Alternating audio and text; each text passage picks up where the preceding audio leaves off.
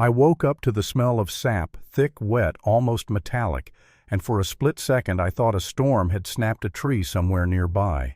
But when I stepped outside and saw 20 mutilated stumps where my 5-year sanctuary used to stand, it felt like someone had ripped the walls off my life. The HOA left me a chirpy notice thanking me for my cooperation, then slapped a $400 charge on my next assessment like they'd done me a favor. And the worst part, I hadn't even known they were coming. I bought this house because I was tired of being watched. Tired of apartments where the neighbor across the alley could literally wave at me while I brushed my teeth. I wanted space, quiet privacy, the kind of silence you could stretch out in. When I moved into 342 Willow Lane, I thought I'd found it. A quarter-acre lot backing up to open space, neighbors far enough away that I didn't have to pull the blinds every time I walked through my living room. I planted those Italian cypress trees with my dad, 20 tiny 4-foot saplings lined up like soldiers, a living promise that someday I'd have a green fortress around my backyard. Every morning I'd water them before sitting down to write technical documentation for clients who seemed to think ASAP meant yesterday. Those trees grew with me 8 feet, then 10, then 12, until after 5 years they'd become this towering, perfect wall of privacy. And then one random Wednesday morning they were gone. Not trimmed. Gone. Hacked flat at exactly 5 feet like some sociopathic barber had attacked my yard with a laser level. I remember stepping out into the dew-soaked grass still in my t-shirt and sweatpants, staring at those stumps like they were limbs. The tops were neatly piled every 10 feet along the fence line. Boot prints everywhere. Chainsaw oil stains in the grass. Whoever did it had taken their time, professional, efficient, almost proud of the work.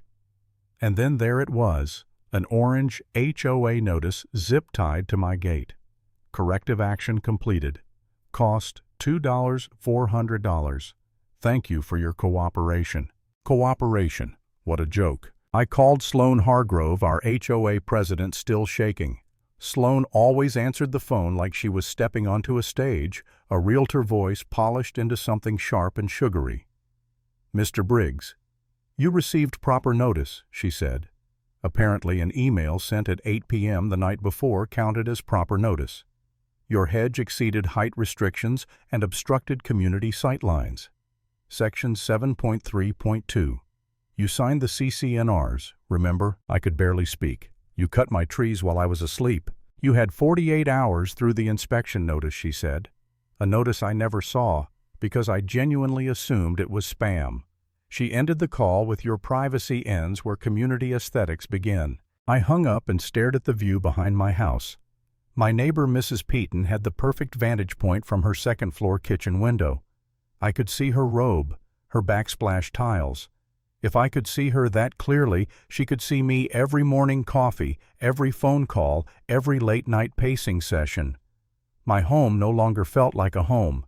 It felt like a stage. I paced for an hour, honestly close to tears, not because of the trees themselves, but because of the violation and the helplessness. I'd read enough horror stories to know fighting an HOA is like punching fog. You just tire yourself out while the fog remains smugly intact. I called my best friend Nolan, who's a lawyer, because I needed someone to tell me I wasn't losing my mind. He let me rant for 5 straight minutes before saying, "Yeah, dude, that's messed up." But then he sighed and said, "What I already feared, litigation will cost you 20 to 50 grand, take years, and even if you win, you won't get your privacy back. So what do I do?" I asked, staring at the empty space where my trees used to be. "Get creative," he said. HOAs love rules. Use the rules. They work both ways. I didn't understand what he meant until later that night when I finally opened the CCNRs, the 87-page brick I'd skimmed once and never revisited. I expected to find rigid language. Instead, I found loopholes, big ones. Section 9.2, temporary structures requiring no approval for up to 30 days. Section 12.4, storage containers permitted if aesthetically maintained. And the kicker, a shipping container is technically a storage container. A big one, but still. That thought didn't fully connect until curiosity pulled me onto Pacific Container Sales' website. And there they were, 20-foot and 40-foot steel shipping containers, 8.5 feet tall, available in pristine condition, or in heavily weathered as-is condition for cheap. Rust streaks, dents, industrial ugliness, the kind of thing that makes an HOA president break out in hives. And then the real twist hit me like a gut punch. Someone had posted a photo of my yard on the Riverside Meadows Facebook group. Sloan herself captioned it, "Another successful landscape compliance. Special thanks to Mrs. Peaton for bringing this to our attention. Now she can enjoy her gorgeous lake view." Lakeview. I clicked on Peaton's name. Her house had gone on the market 3 days before my trees were cut. And the listing agent, Sloan, the president of the HOA, the woman who signed the work order, the woman who told me privacy wasn't part of my community responsibilities. In that moment, everything snapped into perfect, infuriating focus. My trees weren't about aesthetics. They were about profit, her profit. Removing them boosted Peaton's asking price. Sloan's commission went up, and I was the idiot in the middle who paid the price for both of them. Something inside me hardened, not anger, resolve, the quiet kind, the dangerous kind, the kind that stands up, cracks its knuckles, and says, "Okay, let's play." I spent the next 2 days measuring my yard like some unhinged land surveyor. I spray-painted lines in the grass. I laid gravel pads. I built a 3D model in SketchUp so I could preview exactly how the containers would block Peaton's view. And when I finally placed the order for 3 20-foot heavily rusted steel containers, I felt this wild, shaky thrill like I was taking back something that had been stolen. The night before delivery, though, I fell apart a little. I won't lie. I lay awake wondering if I'd just ruined my own life, wondering if the HOA would crush me, wondering if maybe I hated even thinking it, maybe I had overreacted, maybe I should just sell and move like a good little compliant homeowner. Then I remembered standing barefoot in my yard, staring at those stumps, feeling exposed in my own damn house, and something inside me snapped back together. No, I wasn't wrong. They were. Delivery morning arrived with the subtlety of a military invasion. A massive flatbed truck carrying 3 rust-covered steel beasts parked in front of my house. Behind it, a crane truck unfolded like a transformer. Neighbors spilled onto porches with their coffee like it was a parade. And then, right on cue, Mrs. Peaton rushed into her backyard wearing a robe in pure panic. "What is that?" she shrieked. "Storage containers," I said cheerfully. "HOA allows them." The crane lifted the first container into the air, and the gasp from the neighborhood was honestly cinematic. 50 feet of oxidized steel swinging over my lawn like a wrecking ball suspended by a thread. When it dropped onto the gravel pads with a ground-shaking thud, you could feel the air change. People knew this wasn't ordinary revenge.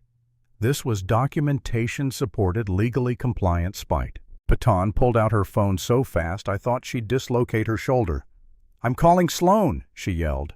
"Please do," I smiled. By the time the 3rd container landed, my backyard looked like the world's ugliest shipping yard, and I loved it. Peaton's kitchen window view was now a full-screen display of decaying steel. No lake, no horizon, just rust. Sloan called at 2 p.m., sounding like she'd swallowed a blender. "Mr. Briggs, you need to remove these structures immediately. They violate every aesthetic standard." "They're storage containers," I said calmly.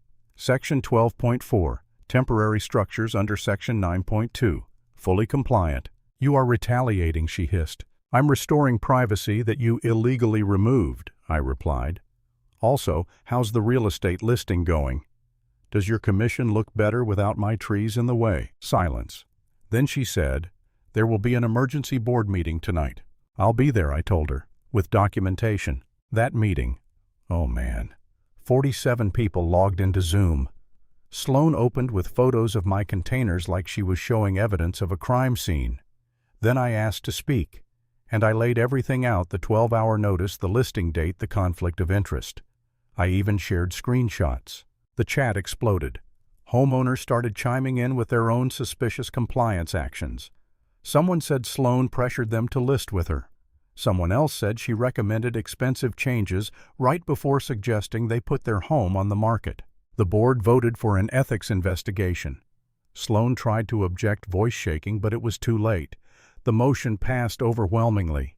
And then she cracked. "This is a witch hunt," she snapped. "I resign." Her square went dark. And just like that, the tyrant of Riverside Meadows was gone. I didn't cheer. I didn't smile. I just sat there staring at the screen, heart pounding, realizing I'd done it. I, a technical writer who spends most days fighting with syntax errors, had taken down the most powerful person in the community using nothing but documentation logic and 3 giant metal boxes. The board suspended all actions against me. The containers stayed. The investigation moved forward. Sloane would eventually lose her license for 2 years. And me. I stood in my backyard that night looking at my rust wall glowing under the porch light and felt something I hadn't felt since the morning my trees were cut. Peace. Because sometimes the only way to make bullies stop is to remind them very loudly, very visibly, that you're not afraid to stand your ground. And that's the lesson. If someone uses rules to hurt you, learn those rules better than they do and use them to take your power back.